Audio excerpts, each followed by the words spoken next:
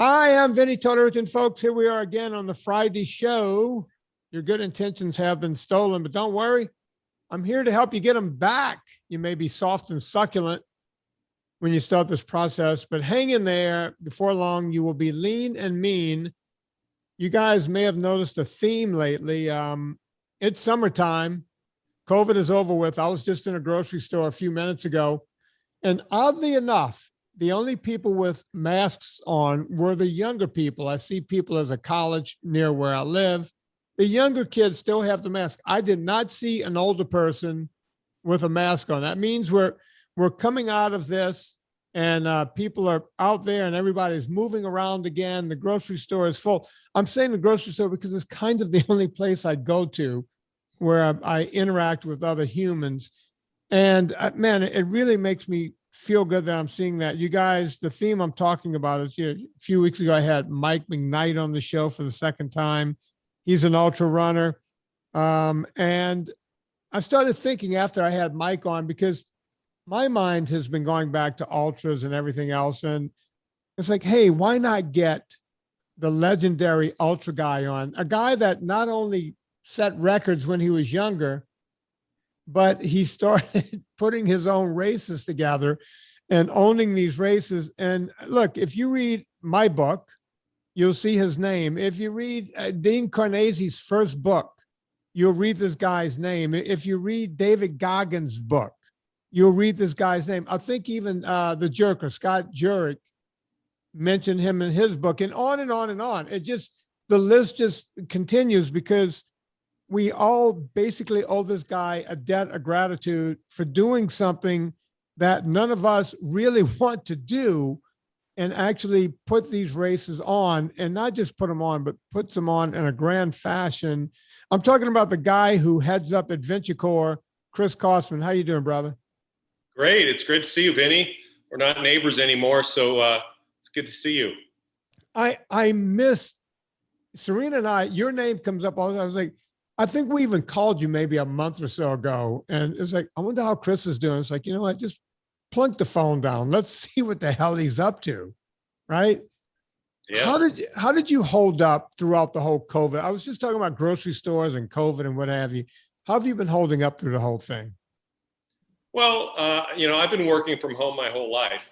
I've only ever had one 18-week contract job working for the LA Marathon a quarter century ago, where I had to be in an office every day. Otherwise, I've always worked at home. So for me, that's normal. And, there's a lot of upside of that and a lot of downside too. Like, it's hard to not work when you live where you work and work where you live. But yeah, last year was a disaster. All one by one, all four of my Badwater events had to be canceled. And that was disheartening. And, there aren't really words. When we had to cancel Badwater 135 about 10 days out from the race, I burst into tears and just lost it, for a couple hours. It was just horrific for me and for everybody. So, and then our spring events this year, Cape Fear in March, Salton Sea in April, we moved to October and November. So we haven't hosted anything now in 2 years. It's, July of 2019 was the last Badwater 135 and the last event that I've hosted. So I'm thrilled to be getting back in the game and providing the opportunity for everybody. 12 days from today, it'll begin. But yeah, like everybody, there's been a lot of heartache and disappointment and financial and emotional struggles this past year and a half. And that'll reverberate for a while. Like, our numbers are going to be down in everything this year. For example, moving our spring races to the fall, everybody did that. So now there's twice as many races happening in the fall. And, most athletes are very loyal to certain events. There's a certain events that they do every year. But if you then stack those same events on the same weekend or whatever, then that creates a problem. But, first world problems at the end of the day. But, it's very significant. And but I'm excited to be heading out to Death Valley weekend after this and hosting the world's toughest foot race. By the way, Chris, from here on out, this is coming out the Friday before the event. So folks, when you hear this, This race starts on Sunday night while going into Monday morning. Chris, talk a little bit about it. Used to start in the morning, but now you guys started at midnight. And if you're hearing this on a Friday, this race is coming out this coming weekend. So the race, since I took it over in 2000, has been held on weekdays because there's less traffic in Death Valley and at Whitney Portal, just to have quiet roads. And also, more access to hotel rooms and gas and ice and drinks and all of that on the route. So it's Monday through Wednesday, July 19 to 21 this year. It starts since 2015. We've been starting in the evening at 8 p.m., 9:30 p.m., and 11 p.m. There's 3 waves. And that's been the case since 2015. But it was also the case for a half dozen years back in the 90s. The previous organizers started in the morning, and then they did a bunch of years starting in the evening, and then they moved it back to the morning. And that's how it was when I took it over after the 99 race. But in 2014, the Park Service instituted many pages more rules and regulations for sporting events within the park. And within all of that, we're forced to start in the evening. But it's still the world's toughest foot race, and in many ways it's tougher that way. So that's just the way it works, and that's what people show up to do. Yeah, I crewed for it with Tony Patera a few years back, and it was the first year of the midnight start. And I just remember being around the runners, everyone getting nervous the day before, going, I'm going to try to go to sleep at 6 o'clock, 5 o'clock, 4 o'clock. Everyone's trying to fall asleep in broad daylight in desert heat. And it was just, for lack of any other term, a pig fuck for these guys. They weren't used to it, but it's not normal to start running 135 miles or any distance really at 8 p.m. or 9:30 or 11 o'clock at night. Most people are heading towards bed then, or finishing a long day of running. So they go straight into it sleep deprived. And that's part of what makes it actually more difficult than the morning start. The other big impact of starting in the evening is that, there are 3 major mountain passes of the race. There's Town Pass leaving Death Valley. There's the Father Crowley climb leaving the Panamint Valley. And then there's the ascent to Mount Whitney Portal at the end. And that second climb, in the past, runners went up it at night. And so it's really a long, grueling grade. Now they're doing it when it's broad daylight, middle of the day, super hot, instead of doing that at night. And so they're hitting that major mountain climb when they're, over halfway through the race, more sleep deprived than normal. And it's really hot instead of being at night. So World's Toughest Foot Race got a little tougher in 2015. Yeah, I remember with the Tony, when I was with him, first off, they were getting to Town Pass right at daybreak or right after daybreak. And you're going, okay, this is kind of nice. It's still cooler. Now, folks, when you're talking cooler at that time of year, you're talking that it dipped below 100. If you're lucky. If you're lucky. Yeah, 2 years ago at the start line, it was 117. And it was well over 100 all night. Yeah, so that's cool in that desert. So everyone knows that Death Valley is the hottest place in the Western Hemisphere, but on Earth. Say again? On Earth. On Earth. Oh, is it on Earth? Yeah, okay. Hottest place on Earth, 134 degrees just over a century ago. Unbelievable. And so when you leave that valley, when you go over Town Pass, which is over 5,000 feet, you're climbing at least a mile into the sky, and then you drop into the Panamint Valley. It's not like it's Christmas Eve as far as weather goes. I remember pacing Tony through that, going up the beginning of Father Crowley, and it was oh my God, hot. Yeah. And all I could think was, okay, I'm just going to be doing this for the next hour. This poor son of a bitch is going to be out here all night. It was just crazy what they do, well, that's, if it were easy, everybody would do it. Yeah, it truly is the toughest foot race, or maybe even the toughest foot. You say it's the toughest 48 hours on Earth, and I would have to agree. And if anyone says, well, maybe it's not, my question is, what comes close? Can you think of anything that comes close?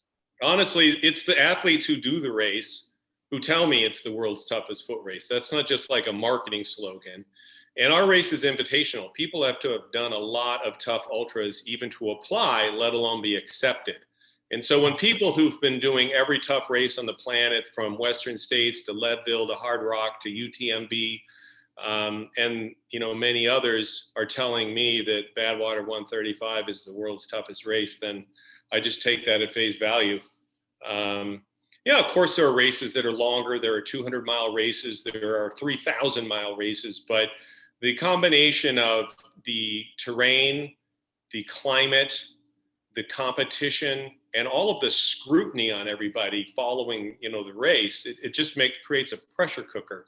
And, it brings out the best in most of the participants, and people, generally rise to the occasion and make it happen. Yeah.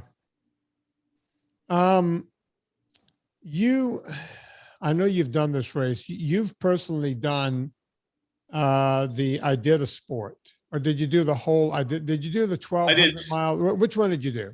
I did 7 different human-powered races on the Iditarod Trail in Alaska in wintertime. I did 3 100-mile snowshoe races, and then 3 200-mile mountain bike races, and then 1 350-mile combined snowshoe and mountain bike race. That one I actually dropped out of with an injured Achilles. But yeah, I used to love going to Alaska and doing these epic winter ultras. There was very, very limited support, and it was, a true wilderness experience. And I really liked being in the cold. I mean, it was always at least 10 or 20 below zero, ideally even colder, because the trail gets harder. Yeah. But yeah, very big contrast from what we do in Death Valley. Yeah, but would you say that next to your race, that's the only way to make it tougher is to do the Iditarod on foot? When you think about it. I mean, there are so many different things that make races tough. The terrain, the climate, the competition, the mental struggles that different races present. Like those races I did in Alaska, you'd go 20, 30, 40 miles between checkpoints, and all they would provide was water, Tang, and hot chocolate. Wow. And so you'd have to, carry what you needed and take care of yourself. There was some navigating involved. It was, 25 below zero. You'd have wolves and moose and things. And, it was, you could say it was, dangerous. And, running on or mountain biking on snow is not easy at all, especially if it's not hard, which it often isn't. And but even when the snow is hard, when you're running on that or running in snowshoes like I did, that really beats the heck out of you. Yeah. But you're on your own, you're in your own mind. I was alone 95% of the time during those races. So it's very different from what you then experience like at Badwater 135, because now we're on the road. You've got a support crew leapfrogging along for 2/3 of the race. You can have a pacer with you, behind you. And so whatever, support or supplies you need are right there. And you're not alone as much. I mean, you've always at least got your support crew around. But, that's one of the things I love about ultra sports is that there's like this super wide panorama of ways to experience it. Yeah. On foot, on bikes, paddling, swimming, there's just so many different ways to go out there and do what I call explore the inner and outer universe. And to me, that's what it's all about. When I put on a race or participate in one, I want to go somewhere really unique and beautiful and dramatic, somewhere I wouldn't normally go. But at the same time, it's a very personal inner journey at the same time. It's the mental challenge of the psychological drama, confronting all the things that are going to happen. Like nobody, even winners, they don't have perfect races. Like nobody has a perfect race. There's always challenges and unexpected things and curveballs. And that's just part of the whole experience. That's part of the whole, human drama of it, which is why I love organizing these races, which was an outgrowth of loving being in them. Chris, I used to do a lot more on the Friday show of having ultra runners on, having people like yourself. And I kept getting, I call them cards and letters, but I get a lot of emails of people saying, hey man, I wish you would just have doctors on. I can't relate to those guys. These guys are super fit. And I started thinking about it, and I started having guys on again because I said, you know what? You look at, this kid, Mike McKnight. this guy, he just did I don't know if you saw this film, Chris, but it's called From Broken to Breaking, where he was this 300-pound guy. He felt broken. He felt like a non-athlete. And he just started eating low carb or whatever, lost a lot of weight, started running. Now the guy is doing all this stuff. You know, he's the new kid on the scene right now. You think about, my buddy Rich Roller, any of these guys who were having this problem or that problem, and then came back from it. And the number of people, I know Katra, who does a lot of your races, she had problems in her life. When you start talking about these people and what they came from and what they had to overcome to become this person, this ultra person, I started thinking about, I was like, these people need to be celebrated. They need, we need to know about these people. Yeah. If you know what, guess what? If they don't relate to you on the Friday show, pick the next Friday show. I'll have a doctor back on, but people need to know about these people. Because, the thing people misunderstand about ultra endurance athletes, if they're not really familiar with the sport directly, is they think these people are like superhuman, or they're professional athletes, or they're all like super skinny and weigh nothing. But none of that is generally true. Like, everybody who does the events I organize has a real job. Most of them have families, kids, responsibilities, and they squeeze the training in around their professional and personal commitments. And they're all like normal people in the real world, and they're totally relatable, and they all have a good story. And they're not like up on some pedestal or an ivory tower. Like, it's awesome and amazing what ultra athletes do, especially Badwater athletes. But I couldn't count the number of people who have applied for my race, and in the application they say, 10 years ago I read Dean Karnazes' book, or 10 years ago I met Lisa Smith Batchin or Pam Reed or somebody else, and I heard about Badwater and I started looking it up on YouTube and hitting your website. And back then I was 300 pounds and a chain smoker. And now here I am applying to enter your race.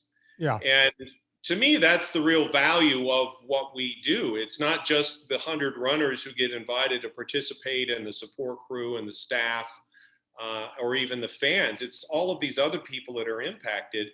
And, for every single person in the race has got an amazing story, but they're also just like a relatable, normal person. Yeah, I remember the first time I was working at Newman School as the head strength and fitness coach in New Orleans, and I was just out of football by a couple of years. I was trying to lose. I wasn't trying to lose fat. I was trying to lose muscle. I did not want to walk around with a neck that was 20 inches around and all this meat on my chest. And I just wanted to slim down to a normal looking guy. And I found the bicycle. I parked my car. I famously tell that story in my book, where I just parked my car and just rode the bike everywhere I had to go.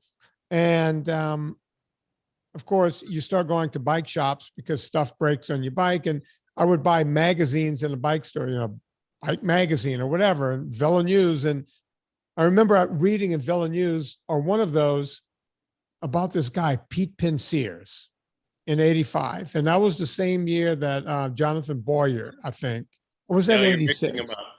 Pete won in 86. Yeah. 85, Jonathan Boyer won, and Pete's brother Jim was competing. Got it. So it was around that time. So you know exactly what I'm talking about. And I'm reading this. It's like, okay. And we're talking about the race across America. Yeah, the Ram. I'm sorry. The race, a 3,000-mile nonstop race. And I'm reading this. And then I'm thinking about it. I'm going, okay, I know that Jonathan Boyer was a pro. He was in Europe. He was the beginning of any Americans going there. He and who else? The other guy, Andy. Greg LeMond. Well, the first American in the Tour de France was Jonathan Boyer, right, followed by Greg LeMond, Andy Hampston, and others. Yeah. But Boyer was there first. Yeah, he led the way. He was the great first American. And it's like, okay, this guy's a pro. Who's this guy, Penseers? And I'm, there's no Google, there's nowhere to go. You're looking for who's Penseers. And then I see that Jim Lampley did a thing on, this You remember the whole Jim Lampley And thing. Wide World of Sports covered the race the first 6 years it was on. Yeah, and I caught that, and I was like, okay, I said to myself, I got to figure out a way to get rich, because there's no way you can do this unless you're rich. You got to have so much money that you could just take a whole year and just ride a bike, right? And I started learning about Johnny Goldberg, who came up. I'm pointing right here to my Johnny G spinner that I still have. And I'm starting to learn about, again, Chris, no Google, nothing. Yeah. I'm a kid in Louisiana coaching kids in a high school, right? Coaching former NFL stars, the Manning kids. And I'm sitting there going, okay, I got to get a spinner. I got to get this.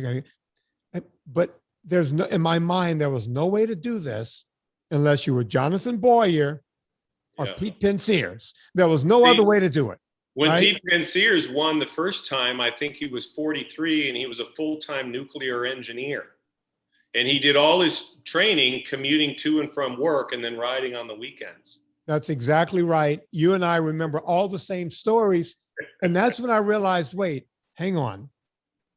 Vin, you have a flaw in your plan. You're a gym teacher. You're never going to get rich. And Pete Pensears is an engineer who rode his bike, if you remember, 43 miles each way. Yeah. And he would just ride to work and back every day. And I went, oh, that's how you do it. If you really want to do something, you will find the time to do it, to the point where I lived most of my life without a couch. You met me when I became civilized, when I met Serena, Chris. Serena was like, wait, you have a couch? She had a couch? It's like, wow, look at this, fancy. I have a couch. Before that, if I was home watching television, I was on my Johnny G spinner or my rollers. Remember rollers? Yeah, I still have mine. I use mine all the time just to keep my riding sharp. And I don't even ride outside anymore. I just throw my Kreitlers down and just go for it.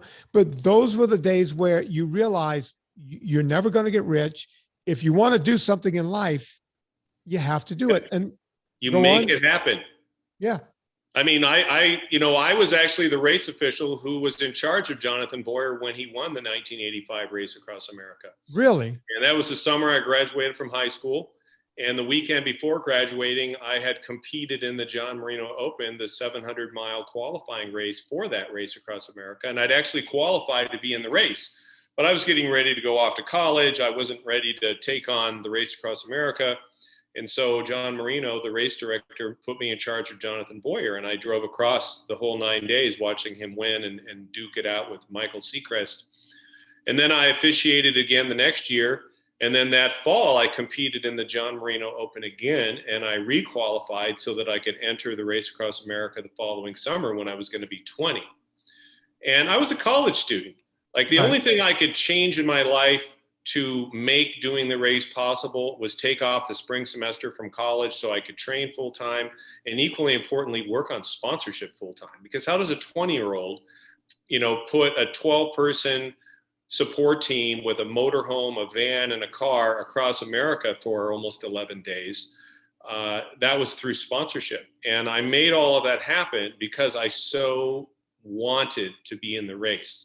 I'd watched those Wide World of Sports races. I'd been on the staff, on TV. I'd been on the staff for 2 years.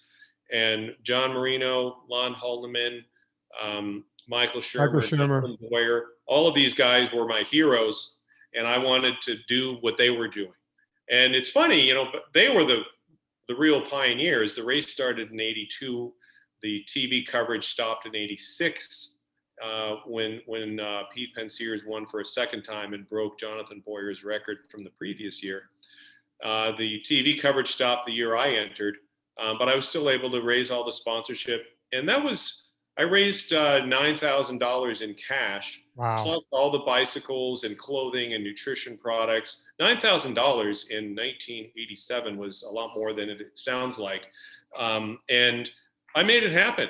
And, those are the kind of people who do my races, whether it's the training early in the morning or at night, the fundraising or the, working extra to pay for it, or going out and getting sponsors. Like, people do these things because they want to. There's no, otherwise there's no point. I mean, there's so many other ways to spend your time day-to-day training, day-to-day working, raising money, organizing, and then actually racing. Like, you don't do these things unless it's what you're into. And Chris, I want to take a quick break here because I have to. I should have taken it 10 minutes ago, but I'm always fascinated with you. When we come back, I know at one time I talked, when I was talking you up at the beginning of the show, you had a record at one time of being the youngest guy to ever complete the RAM. And I want you to talk about that experience and what it was like that year. But before we do that, folks, I got to tell you about Belcampo, folks, belcampo.com. Belcampo has been with us for several months. I can't get enough of the sponsor. At one time, I got them to give you guys a 20% discount on your first time. They were literally losing money to get you guys in the door. Anya Fernald and Belcampo was losing money to get you guys to go there. And then they said, look, Vin, we can't do that anymore. We need to cut it back to 10%. We'll still give you the free shipping and all that over $100. I said, no, that's not good enough. I need better than, and they said 12.5. I said, I need better than that. 15% off every time you go to Belcampo, plus free shipping with over $100. So what that means is you got to spend about $120. You're going to, save 15%. You'll still be over 100. I'm going to be honest with you. I spent over $200 at Belcampo yesterday. Okay. I put in my promo code Vinnie, Vinnie, no wimpy Y. I got $30 off, free shipping. You cannot go to the top butcher in your neighborhood and get anything close to that. You can't even go to some cheap Kroger meat counter and get anything close to that. 15% off every single time. Spend over $100. You'll get free shipping. Belcampo, promo code Vinnie, Vinnie, belcampo.com, promo code Vinnie. We're talking to the great Chris Kostman. Love this guy. Miss seeing this guy. Chris, you were at one time the youngest guy to ever complete that race. Is that correct? Yeah. Ultra endurance sports, have always been generally people in their 30s, 40s, 50s, some 20s.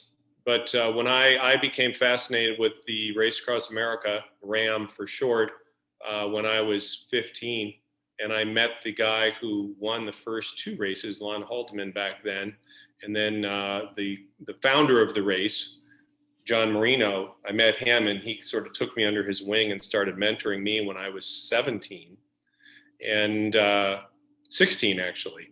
And so I ended up doing the race when I was 20, and which was a real novelty. It's still a novelty to do races like that at such a young age. But I'd already been involved with the sport for 7 years, and and I'd done a lot of events, and I'd worked on the staff of the race twice, and so I'd seen how the race leaders did it, and so I competed when I was 20, and that made me the youngest ever finisher, and I held that distinction for 18 years. 18 years after I did the race, an 18-year-old from Alaska came down and did the race, and those years it was going from San Diego to I think Annapolis. And I went down to San Diego and rode out the first 30 or 40 miles with him and wished him well. And then when he finished, I got on the phone with the race director, and I was able to talk to him. His name was Benjamin Couturier, an Alaskan 18-year-old. So yeah, it was, however, I went faster. You have that, and he wasn't born when you won. So yeah, isn't that crazy? Yeah. I mean, it's amazing how the time flies. You reach a certain age, you start to really appreciate that. I just think, honestly, doing the Race Across America, even though it's so vivid in my mind, and I have reminders from that around my house and all that, on the one hand, it feels like 10 lifetimes ago. Yeah. But at the same time, I can remember it so vividly, like it was yesterday. It just made such a huge impact on me. And that's part of what drives me as an event organizer. Is I want to provide opportunities for people that they're never going to forget.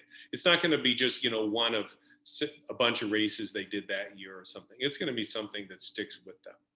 Well, you mentioned that's where real meaning comes from, because, whatever glory or whatever you get when you're doing these things, is gone in 2 seconds. Yeah. And it's the impact on your life and how it inspires and motivates you and improves your quality of life, that's what matters. You mentioned the John Marino 720, which was a qualifier. That's the race that eventually became the 508. Am I making that up, or no? That's right. It was called the John Marino Open for quite a few years, and later I took it over, and at the time it was called Ram Open West, which was just kind of a boring name. And the halfway point was Furnace Creek in Death Valley, and it was 508 miles. And so I named it Furnace Creek 508, which was also kind of a play on Badwater 135, right? Which also is in Death Valley. And but people called it the 508 for short. And I organized that. So I competed in it way back in 85 and 86, and then I took it over in 1990. And I put it on as Furnace Creek 508 through 2013. Then we unfortunately had to leave Death Valley because of all the new rules. I moved it to Nevada, renamed it Silver State 508, put that on in 2014, 15, and 16, and then I turned it over to some friends of mine who focus exclusively on bike events. And how's that race doing now? It's doing okay. It's not doing great. The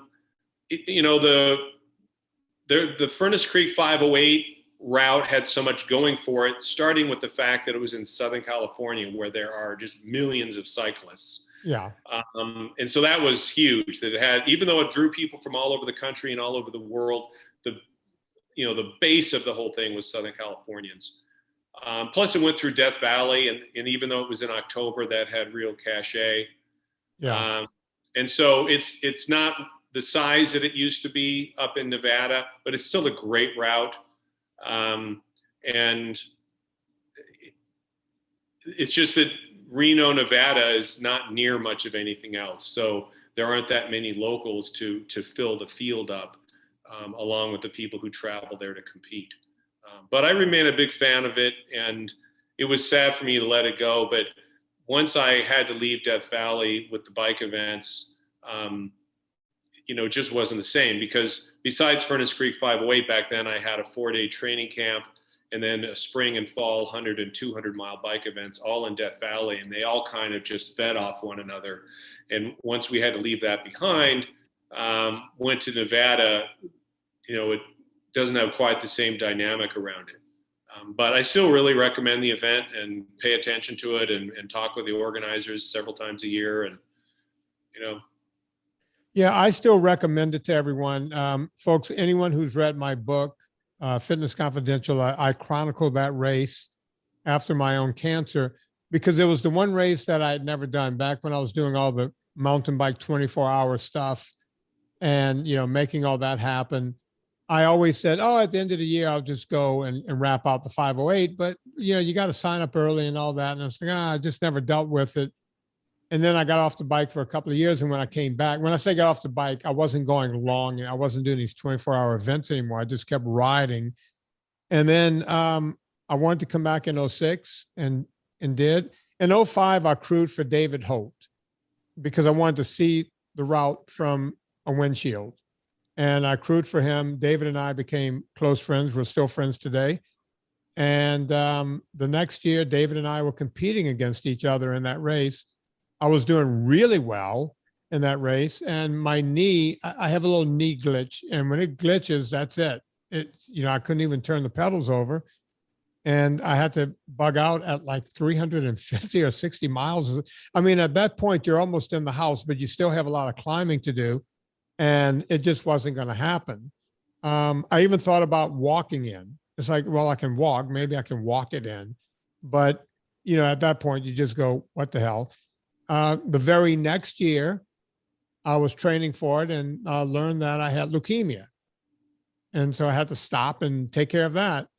And it wasn't until 2008 that I was able to complete the race, and which was kind of nuts because I was just coming off of chemo and everything else, and I wasn't as strong as I thought I could be and everything else. And I just kind of rushed and trained for it and begged Chris to let me in the race. And for some reason, he let me in. And there you have it. But you mentioned 2013. And man, my mind went right back to that because that was the year when you had to do this kind of weird out and back, right? And Yeah, there was a federal government shutdown in the fall of 2013. And one of the zillions of impacts of the government shutdown was that national parks were closed.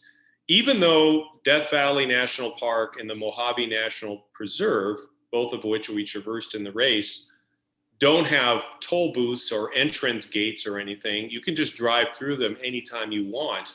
right. Even though you can drive through them anytime you want, once they officially closed, the Park Service revoked our permits for both Death Valley and the Mojave Preserve. And so we couldn't come through, even though technically we could have. And so we had to turn it into an out and back, and it was like 353 miles or something like that was the best we could come up with. This all happened the week of the race. That's the thing about being a race director. You end up pivoting. You come up with plan B, plan C, sometimes the week of the race, sometimes the morning of the race, sometimes during the race. Like, things can happen. And, that was real unfortunate because it was just, nonsense with Congress, shutting the government down. And then just silliness like, oh, even though the roads are wide open and there's no toll booths or gates or anything that are going to be closed, they still wouldn't let us come through. And, and you don't defy the authorities when they say you can't come through. Well, you don't just do it anyway, because then you'll never get a permit in the future. So, that was real unfortunate and that was our biggest race ever. When I took the race over in 1990, we had 25 competitors. And that 2013 race, we had 249. Yeah, I remember it being crazy out there. I worked 2 different posts for you, and that was, Susan, David Holt, myself, and Susan Holt. That was the last time I really hung out with Susan, and she got cancer after that and passed away. So you look back at photos of that, it was freezing cold. We're out there at night in the middle of nowhere, and I'm bundled up with the Holts, and I see that photo every now and then, and you look around. Now I'll look at that and go, man, we didn't know that was the end, of that race. We didn't know that. I think if David and I knew that, we would have raced instead of just, been, working a station at that race. And I still, it's funny. You talk about romanticizing about the days and the whole thing. I still weirdly romanticize about a lot of that stuff. It's like, can I get in shape again? Well, Serena's turning 60 this year, which is odd enough. And she's training for another one of your races for Badwater Cape Fear. Yeah. And it's like, well, shit, Serena's turning 60. She's training for something. Should I get back on a bike? Now I'm kind of scared to go out on the bike on the road because especially where I live, there's no bailout. There's nothing. There's no bike lanes. There's nothing. It's nothing like California was. And that was getting crazy with people getting hit all the time. So now I'm thinking, I hear about this Dirty Kansas race. I start thinking about Chris Kostman. Hey, Chris, can we put together a race that's on gravel somewhere and just do that? You ever consider any of that and going back in that direction, or is that just completely off the table? Cycling events in general are off the table for me, in part because of what you just mentioned. The roads have just gotten so busy, and there's so many people with 500 horsepower texting while they're driving, being aggressive intentionally. There's a lot of hatred against cyclists by motorists. And so I just don't really feel comfortable putting on bike events like that. I mean, certainly there are places in America that are quiet where I could consider doing something, but I wouldn't feel comfortable in Southern California, certainly. And I used to have so many events. Where I live here, I bought my house where it is in the Santa Monica Mountains because I can be in the dirt in 0.6 of a mile. Yeah. And then I can ride dirt all day long. But organizing something here would be insane because you go through like 10 different jurisdictions. When I go out and ride, it's no big deal. But as soon as I organize a group of people and charge an entry fee, now you got to get permits from, a different landholder every few miles. And so doing that kind of thing here is impossible.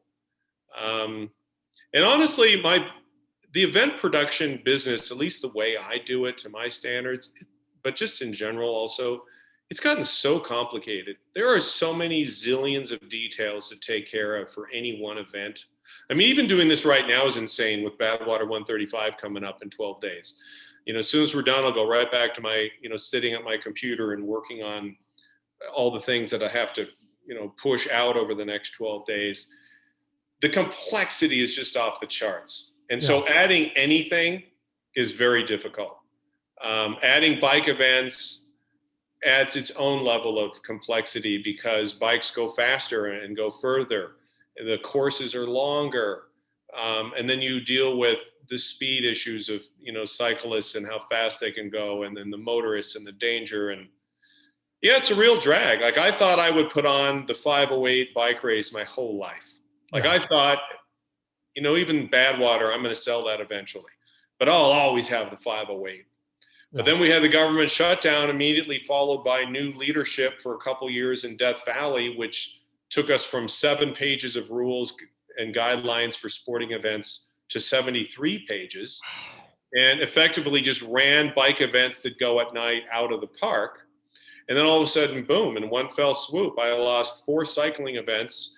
And not just me losing 4 cycling events, between those 4 events, I was bringing about 1,000 bicyclists a year to Death Valley National Park to participate in their favorite activity in a super safe place to ride. Very scenic, beautiful. We had great operations, great support. We had a flawless safety record out there. And yet, because of what we got saddled with those couple of years, that's just the way it is. The leadership of the park the last 5-6 years has been fantastic. In fact, the park superintendent, Mike Reynolds, he even runs marathons. And he and his staff are very supportive of the Badwater 135. I love working with them. And, but, they can't, rewrite history and all of the guidelines that were created back in 2014. So that, that's that. But it's great working with them. And I'm, glad we still have this race. And after having to cancel last year 10 days out, I'm just thrilled to be going back and providing this opportunity for people. It's really going to be an amazing experience for everyone. I was talking earlier about Mike McKnight, the kid that, he's done a couple of fastest known times and all this kind of stuff. And I asked him about the 135, and he said, he furloughed to next year because he was worried with COVID whether it was going to happen or not, so he was like, I guess you gave him an opportunity to furlough, or did you do anything like that? Or Mike McKnight? Yeah, Michael McKnight. See if you see him in your system. He said he was going to do it, and then he was supposed to run last year, and but then last year was canceled, and so everybody from 2020 was given the opportunity to enter either this year or next year. And he decided, so about half are doing it this year, and about a half are going to come next year. How many people you have this year, Chris? How many what? How many people in the event?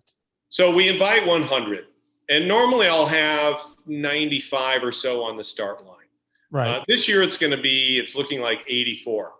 And that's because, the race is normally very international. Now, we have a lot of international runners who also live in America, and that's great. Yeah. But we normally have a lot of foreign runners coming from foreign countries. And this year I decided if there was anyone from 2020 who was foreign, who wanted to put in for this year, that we would accept them, hoping, fingers crossed, that they would be allowed to come to America to compete by now. Right. Well, unfortunately, the borders have not reopened to Europe and several other places. And so we're down about 15 runners because they can't get here. It's really unfortunate. And of course, all of these things are illogical. Like our runner in Russia, our runner in Ukraine, they can fly right here, no problem. Right. But our runners in England, Portugal, Italy, France, Germany, Finland, they can't come here. So 2 of them, one runner, Nicola from Italy, and one runner, Joao from Portugal, are in Mexico with their crew right now, training and waiting 15 days. And then they're going to come here to do the race. Wow. So two of them had the time and resources and wherewithal to make that happen, and they will be competing. But all these other foreign people, one by one, have given up because, we're just not reopening to travel from Europe, China, and several other, Brazil. We normally have several Brazilian runners. They can't get here. So that was a gamble that I took this year, that, to show my loyalty to the 2020 runners who didn't get to race. I decided, okay, we're not going to take any other new foreign entrants this year because of the travel restrictions, but we'll gamble on the ones from last year who want to come this year. So anyway, long story short, we're going to have 84 runners instead of, 94 or so. But we're going to still have like 17 countries and 29 American states represented. And it's still going to be awesome. Yeah, it truly is a world event that goes off in that desert. When you're there at the starting line, I've been there a few times, and you hang out. We all hang out at the same hotel. There's only 2 hotels there, and all the runners seem to be at the same hotel. And barely any English is being spoken. It seems like people are from everywhere, and you meet all these great people, and it's all because of you and what you've been able to pull off in that desert. I mean, it's just a phenomenal feat. Talk a little bit about the course. It starts at the lowest point in the Western Hemisphere, the hottest place on the planet, and it goes up to halfway up. Yeah, so it starts at Badwater Basin, which is the lowest point actually in North America, 282 feet below sea level, or 85 meters. And then they traverse Death Valley, basically north and west, to cross Death Valley. And then there are 3 mountain climbs between there and the finish line. The finish line is at Mount Whitney, the tallest mountain in the continental 48 US states. We finish at Whitney Portal, which is the end of the road at 8,360 feet on the course. And so there ends up being 14,600 feet of elevation gain, and about 6,100 feet of descending, because the first 2 mountain passes, really it's mainly the first one, Town Pass, has a huge downhill, and then there's some downhilling after the second mountain pass. So it's 135 miles or 217K, and it's all pavement, 3 major mountain climbs. It's famous for the heat, but up at the finish line at night, it's down around freezing. We've had a 100-degree temperature range from the hottest moment to the coldest during the race. People forget about that. Yeah. You just picture the Death Valley and the heat, but you end up at almost 8,400 feet, and it's cold there at night. We've had flash floods.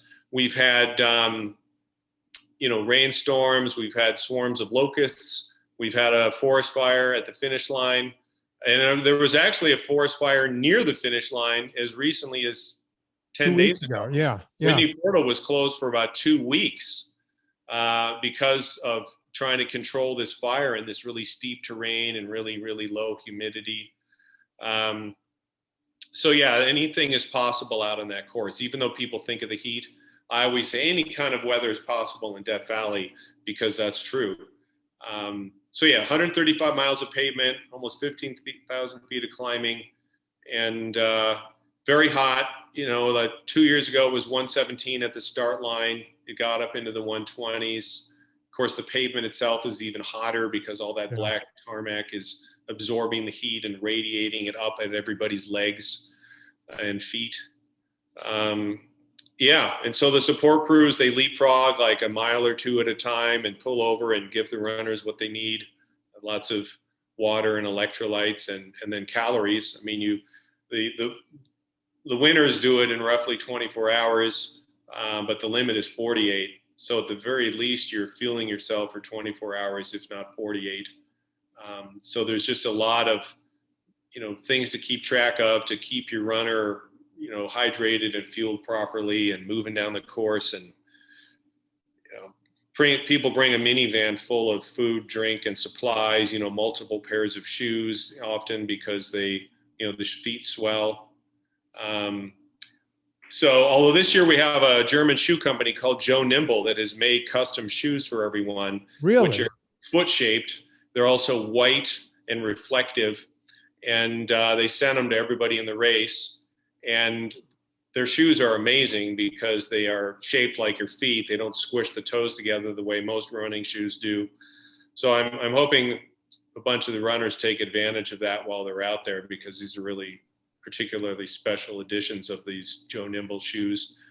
Are they available, Chris? Are they available in the United States now? Yeah, if you go to joe-nimble.com, the actual Badwater edition is not available because those were custom made just for our athletes. Okay. But there's similar road versions that are white, and they have road and trail shoes. And so, footwear is an important thing. And then, of course, nutrition, hydration, electrolytes. And, of course, we're stoked to have Pure Vitamin Club and NSNG Foods involved this year. Yeah. And it was pretty cool. You guys sent out the electrolytes and the NSNG nut butter. Yeah, the ultra fat. And it was amazing how many of them went on social media and posted that not only did they get it, but that they were using it, that they liked it, that they hit the website and ordered more. And, because in this type of running race, you're not running at a super, super high intensity. It's more about just being like a freight train and cruising along. Yeah. And so, getting fat and protein is super critical. You don't do a race like this just all on carbs. And then getting the right electrolytes is super important, because when you just drink water all the time, if you do that all day long, you literally thin out your bloodstream and wash all of the electrolytes out of your blood, and it's dangerous. Yeah. And so the runners need to be taking electrolyte supplements, whether it's pills like you guys make, or the fizzies, or the stir it in the water, whatever it is, they've got to be taking those in, and they got to be doing it right. The old school people come with a teaspoon of salt, and it's like, no, the proportions are all wrong, and it's missing things you need. And so but this race is invitational, and it's extremely tough. And there's a ton of great information on our website and elsewhere on the website, on the internet, about how to do it. And so the smart runners, which is the vast majority of them, do their homework and show up ready to, fuel and hydrate properly, pace themselves right, pay attention to the competition, the time limits, the cutoffs, all that stuff, and just, keep progressing. You don't, eat an elephant in one sitting. You do it one bite at a time. And it's the same thing with a race like this. Yeah. And by the way, I have a bottle right here, folks. We sent everybody in the race 2 bottles of our Ultra Salt, and I don't know how much of the Ultra Fat we sent, but we sent some of this, and we're giving more to the racers at the start line, because they started writing to Andy and saying, "Hey, how do I get more of this stuff?" It's like, we'll have more for you. Just get there, and then after that, if you want to keep using it after that, runners, you got to go buy it yourself. It's funny to watch people, not funny, haha, but just interesting to watch people go up Father Crowley, and you're going, okay, these runners, there's no way they're making it to, all the way to the portal, because they're dead. They seem dead on Father Crowley, and that's not even halfway, right? That's no, it's a little over halfway. The Father Crowley climb is the second of the 3 major ascents. And it starts at Panamint Springs Resort, which is mile 72 out of 135. And like we talked about earlier, they hit it during the day now, not at night. Yeah. And so, the restaurant has food. And so most of the runners and crew eat some real food. If they don't stop, they get it, as they run or walk by. And then they head off on this long climb in the heat up the Father Crowley viewpoint and beyond. And it's amazing. Often it's getting some real food in their stomach really helps them feel better. And then some of them get, really competitive and start picking off the other runners ahead of them. And, when they hit the top of that and get to the next timing checkpoint, now they're at mile 90. So they're only 2/3 of the way into the race. And most ultras that most people do to qualify for this event are 100 miles. Yeah. So for a lot of people that are rookie entrants, they've never run over 100 miles. So they'll get to that mile 90 checkpoint where you leave the park behind, and it's kind of flat and even slightly downhill for a while. And they'll hit mile 100, and sometimes the wheels will just come off. Yeah. Because they've never gone over 100 miles. Like, they've pushed themselves to that many times. And, then you have this long kind of monotonous, mind screwing approach to Lone Pine, where you can see Mount Whitney and the Sierra Nevada and eventually even the switchback on the Portal Road off in the distance. And it just seems like it takes forever to get there. Yeah. And, depending on where you are in the race, that, could be night, could be, morning time. Yeah. Yeah. And, because it really, things spread out. And so then they get to Lone Pine, mile 122, and then we jokingly say that's the start of the Mount Whitney half marathon. Because now they got a 13.1 mile climb. After 122 miles, they've got a 13.1 mile, 5,000 foot climb up to the finish line. And to watch it, I've been there to watch it several times. One year, Serena was crewing for Shannon. And, I was out there watching these people. It was the first time I actually got to see them, and they're leaning sideways in this weird and it's like, what happened? Did their obliques just give out? They can't hold themselves upright.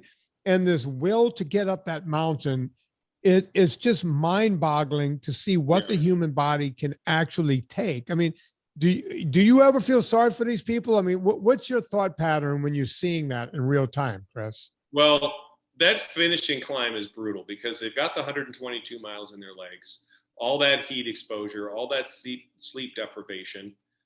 And then they do this 5,000 foot, 13 mile climb. Even the race leaders need 3 hours to do that.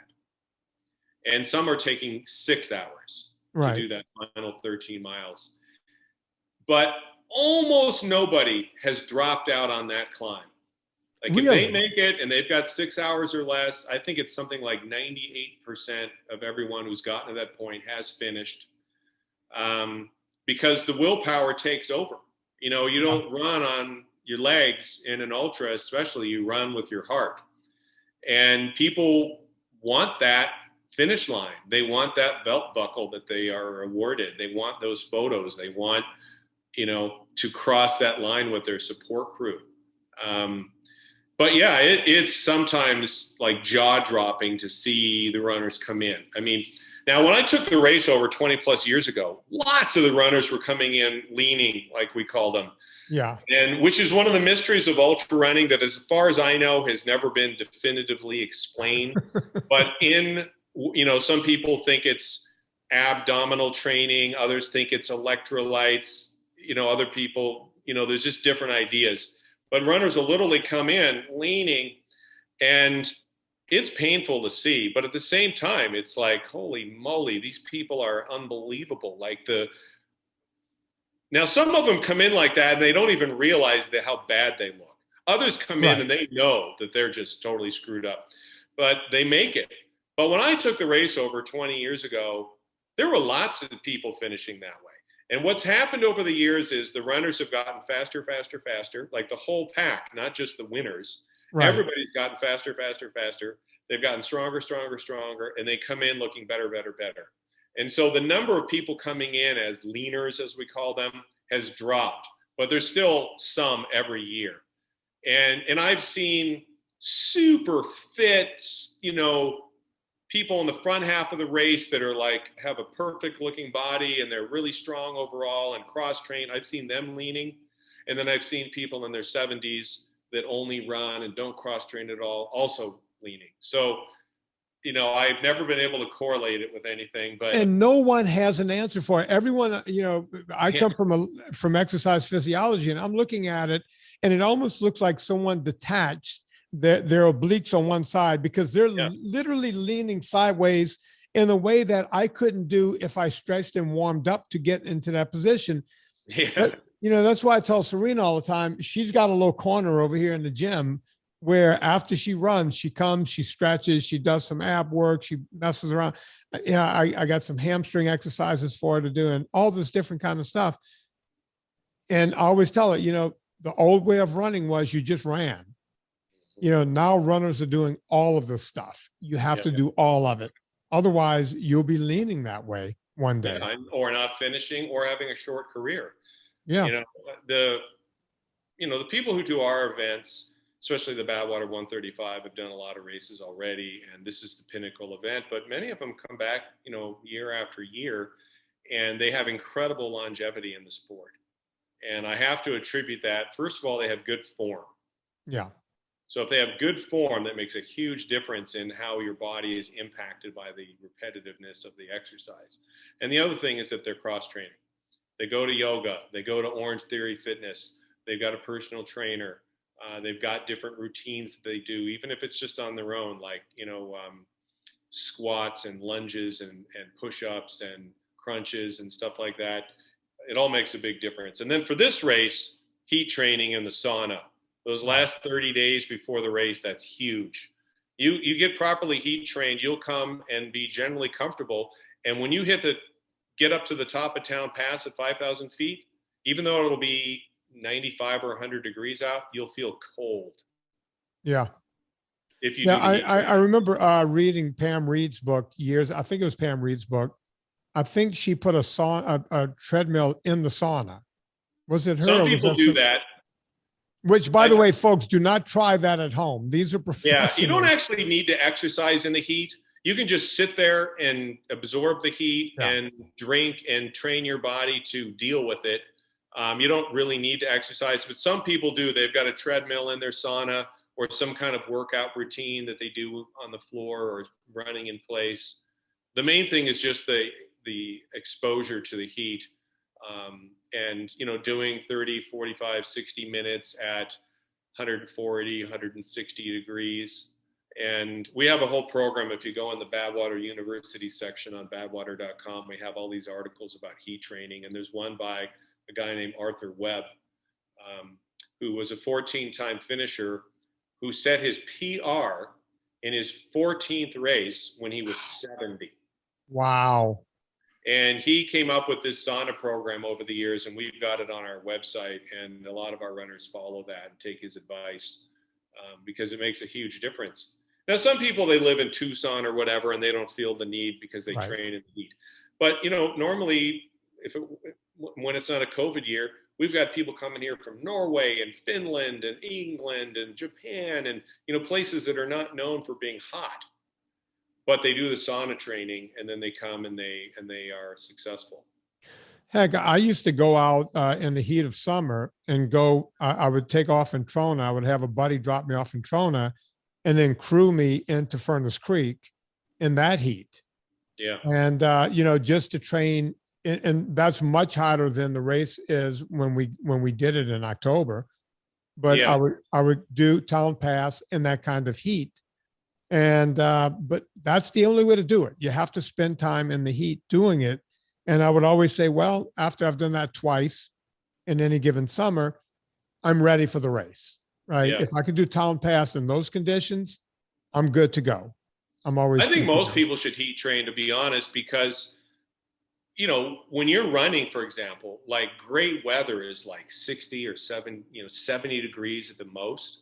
Because the harder you run, especially in shorter races like marathons, half marathons, but the harder you run, the more heat you generate inside your body. Right. And so when you combine that with the ambient heat, or whatever it is, you can get really hot. And so I think everybody should heat train because inevitably they're going to be running a marathon or a 10K or a half or an ultra, and they thought it was going to be 75, and then boom, global warming and all that, it ends up being 85 or 90 or 95. And if you're ready for that heat, it makes a world of difference in your comfort level and your ability to, go at the right pace and survive. I was thinking of the silly thing I used to do as a kid because I played football down in Louisiana where it's just god awful hot and humid. I used to do this thing where every summer you could still see the marks in my bedroom. I would duct tape the vent closed. I wanted to sleep in the heat. If I got in the car, the air conditioner was not going on and the windows were going to stay rolled up. I worked out in the heat all day long because when August practice came, it was god awful hot. I just wanted to be ready for it. Yeah. Right. And all my friends were like, oh, look at you, you nut jobbing the whole thing. Never had heat stroke, never had a problem, nothing. Just sailed right through. And that was back in the days when they would give us the little salt pills, right? The Yeah. little tablets of salt. And we would have to take those in order not to die, because Yeah, that only goes so far. You really got to Yeah. train your whole body for that. Yeah, I mean, people here, some of the runners here in LA that I know, they do what you just said. They keep the windows up. They even turn on the heat in their car. Yeah. When they're driving around, or if they're driving to and from a run or meeting people to run, they blast the heat in the hottest part of the day. I mean, it's already over 100 here anyway. As you know, the inside of the car can be 120, 30, 40 very Easily. quickly. Yeah. And yeah, so, you can improvise if you don't have a sauna. You can set up a tent in your front yard on a hot day. Yeah. And get really hot. And you don't have to be in there forever, like 30 minutes, 40 minutes is enough. And then drink while you're doing it. And then get out and hydrate more and take your ultra salt from Pure Vitamin Club and all of that stuff. And yeah, there's all these things that just, they're all part of it. There's the running is the foundation of it, but then the heat training, the cross training, the nutrition, the hydration, the support crew, the sleep deprivation. There's just all these other layers of things that matter and that require the attention of participants in races like this. And to me, that's part of just what makes it really interesting. And why, this race in particular gets a lot of mainstream press. Like, we've been covered on the front page of every major newspaper in this country because, people who aren't otherwise interested in running are fascinated with people running from Death Valley to Mount Whitney. And it's a fascinating story. So I hope your people who prefer more doctors on Friday have stuck with us, because there's a lot to be learned from a lot of different sources. Yeah, I think so. Chris, can they follow this online? I know you always put up some of the races I was in. How do they follow it online? Badwater.com, and then click where it says follow the 2021 race. It's called the webcast. Okay. There's no cell service on 2/3 of the route. And there's the Wi-Fi in the beginning is horrible. There's none of the start line, but we still put up a lot. We have videos of all the starts, image galleries of the whole race. We do Facebook Live videos. So if you hit the Badwater page on Facebook, we'll be doing those too. We're pushing out Instagram. We're doing tons of image galleries on Flickr. And everything is centralized and linked from the webcast page for this year's race. And so if they hit that at badwater.com, starting the 19th, they'll be able to see everything that's happening, track the runners, look at probably 1,000 images during the race, follow our Instagram and our Facebook. We're going to be doing more Facebook Live videos this year. I even bought 2 more iPhones and got just a month of coverage for them so that we could just have more things running. Because like if I'm doing a Facebook Live, I can't now be taking pictures with my same phone at the same time. And so, we're just doing things like that because we want to put as much out there as possible so that people can follow the race. But we've got time splits at 6 locations along the route and then the finish line. So people can see the progress, especially because we have the wave start. And so the time splits, collate based on elapsed time. And so, by halfway into the race, it's all commingled and it's not really an issue, but it's working out for everybody, the elapsed time for everyone, regardless of when they started. And so, that's there. And then ultimately the results, all the photos, the videos, Instagram, Facebook, you name it. So we got a whole team of people doing the webcast and a whole team of people putting on the race. There's nearly 50 people who work on this with me. And then, it's a big undertaking. We're in the middle of nowhere. We need 20 hotel rooms each night just for the staff people and along the route. And we're out patrolling the course. We've got a medical team. We've got the webcast team. We got race officials. We've got timing checkpoints, race headquarters, the finish line. It's an amazing group of people who work hard to, put the race on and to bring it to the followers of the race who aren't there. And then there's all the support crews for the runners. So for every runner, they've got 2 to 4 people with them leapfrogging along. So there's the better part of 500 people out there most summers when you add them all together.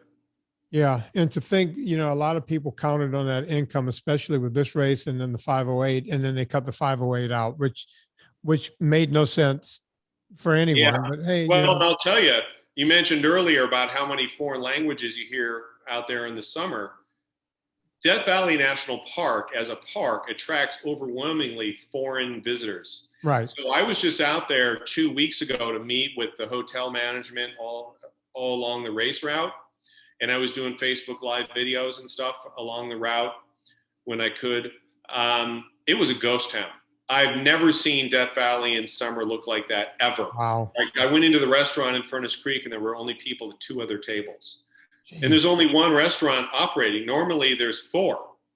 And there's only one operating, and there were only a handful of people in there.